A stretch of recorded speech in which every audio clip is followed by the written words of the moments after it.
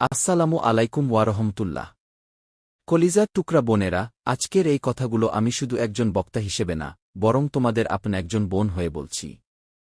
তোমাদের বুকের ভেতরের কষ্ট, না বলা কান্না, একাকিত্ব, সব আমি অনুভব করার চেষ্টা করছি। তুমি কি কখনো ভেবেছ, তুমি ভালো, তুমি নামাজ পড়ো, তুমি হারাম থেকে বাঁচার চেষ্টা করো, তবুও কেন তোমার জীবনটা এত কঠিন? কেন আল্লাহ তোমাকেই বারবার পরীক্ষা নিচ্ছেন? কেন তোমার চোখের পানি থামতেই চায় না? বোনেরা, এই প্রশ্নটা শুধু তোমার না, হাজার হাজার নেককার নারীর মনের ভেতরের একটা চুপচাপ কান্না। কিন্তু আজকের এই ভিডিওটা তোমার জন্য একটা উত্তর, একটা সান্ত্বনা, একটা আশার আলো হতে পারে ইনশাআল্লাহ। কোরআন আর হাদিসের আলোকে আমরা জানব, আল্লাহ কেন ভালো নারীদের এত কষ্ট দেন। এর পেছনে কী রহস্য, কী হিকমাহ লুকিয়ে আছে? কিন্তু তার আগে, যদি তুমি চাও তোমার এই কষ্টের উত্তর জানতে, তোমার মনকে একটু হালকা করতে, তাহলে ভিডিওটা শেষ পর্যন্ত অবশ্যই দেখবে। কারণ শেষের কথাগুলো তোমার চোখে পানি এনে দেবে। তোমরা দেখছ ইসলামের আলো চ্যানেল, যেখানে আমরা কোরআন ও সুন্নাহর আলোকে জীবনের সত্য কথা বলি। আজকের ভিডিওর জন্য আমাদের একটা ছোট্ট টার্গেট, 100,000 লাইক। তুমি যদি মনে করো এই কথাগুলো অন্য কোনো কষ্টে থাকা বোনের কাজে লাগতে পারে, তাহলে এখনই একটা লাইক করে দাও। চলো বোনেরা, এবার আমরা শুরু করি। আল্লাহ কেন ভালো নারীদের এত কষ্ট দেন? তার 4টি বিশেষ কারণ। প্রথম কারণ, আল্লাহ তোমাকে ভালোবাসেন, তাই তোমাকে পরীক্ষা করেন। কলিজার টুকরা বোনেরা, এই কথাটা শুনে হয়তো তোমার মনটা আরও কেঁদে উঠবে, কিন্তু এটিই সত্য। তুমি কি জানো, রাসূলুল্লাহ সাল্লাল্লাহু আলাইহি ওয়াসাল্লাম বলেছেন যে, আল্লাহ যাকে ভালোবাসেন, তাকে তিনি পরীক্ষায় ফেলেন। সহিহ বুখারী। বোনেরা, একটু ভেবে দেখো তো, তুমি যখন আল্লাহর পথে চলতে চাও, হারাম থেকে নিজেকে বাঁচাও, নিজের চোখের পানি লুকিয়ে শুধু আল্লাহকে ডাকো, তখন তুমি আল্লাহর কাছে কতটা প্রিয় হয়ে যাও বলতো। আর প্রিয় বান্দাদেরই তো আল্লাহ পরীক্ষা করেন। কারণ এই দুনিয়া তো জান্নাত না, এটা একটা পরীক্ষার জায়গা। হয়তো তুমি ভাবছ, আমি এত কষ্ট পাই কেন? অন্যরা তো গুনাহ করেও ভালো আছে। কিন্তু বোন, মনে রেখো, যারা আল্লাহর কাছে বেশি প্রিয়, তাদের পরীক্ষা একটু বেশি হয়। তোমার এই কষ্ট, এই একাকিত্ব, এই না বলা কান্না, সবকিছু আল্লাহ দেখছেন। একটু অজানা না তার কাছে। তুমি যখন রাতের অন্ধকারে চুপচাপ কাঁদো, তখন আল্লাহ তোমার প্রতিটা অশ্রু গুণে রাখেন। এই কষ্ট আসলে শাস্তি না, এটা একটা প্রমাণ যে আল্লাহ তোমাকে ভুলে যাননি, বরং তিনি তোমাকে নিজের কাছে টানতে চান। হয়তো এই কষ্টের মাধ্যমেই আল্লাহ তোমার গুনাহ মাফ করছেন, তোমার মর্যাদা বাড়াচ্ছেন, তোমাকে জান্নাতের জন্য প্রস্তুত করছেন। তাই বোনেরা, কষ্ট পেলে ভেঙে পড়ো না। মনে মনে বলো, হয়তো আল্লাহ আমাকে ভালোবাসেন, তাই আমাকে পরীক্ষা করছেন।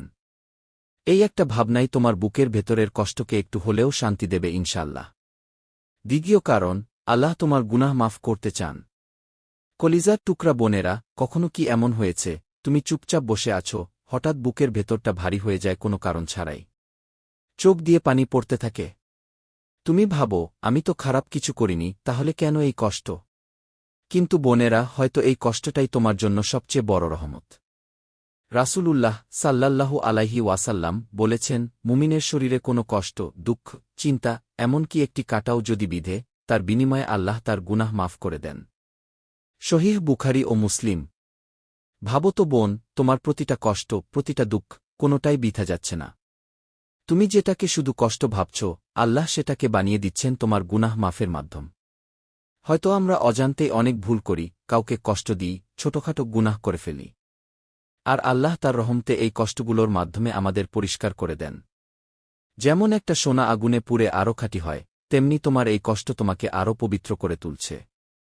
বোনেরা, তুমি যখন কাঁদো, তখন শুধু কষ্টই ঝরে না, তোমার গুনাহগুলো ঝরে যায় একে একে।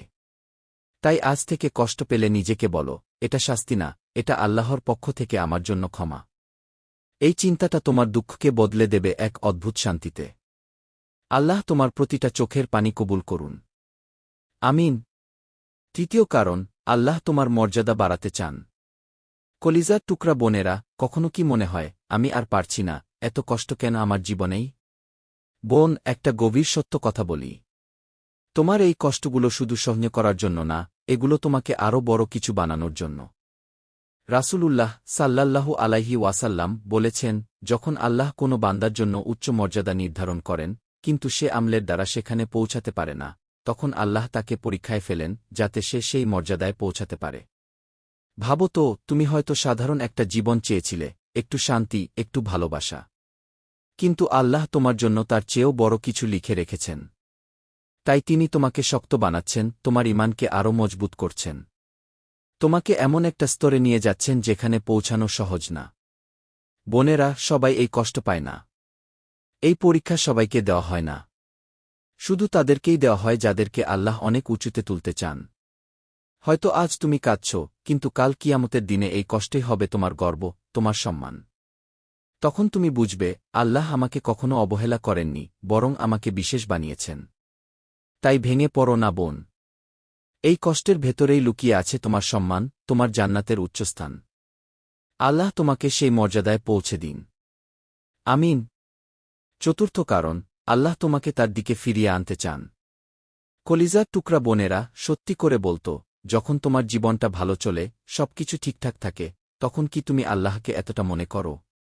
কিন্তু যখন কষ্ট আসে, হৃদয় ভেঙে যায়, সব দরজা বন্ধ হয়ে যায়, তখনই না তুমি সিজদায় পড়ে কান্না করো, ইয়া আল্লাহ আমাকে সাহায্য করুন।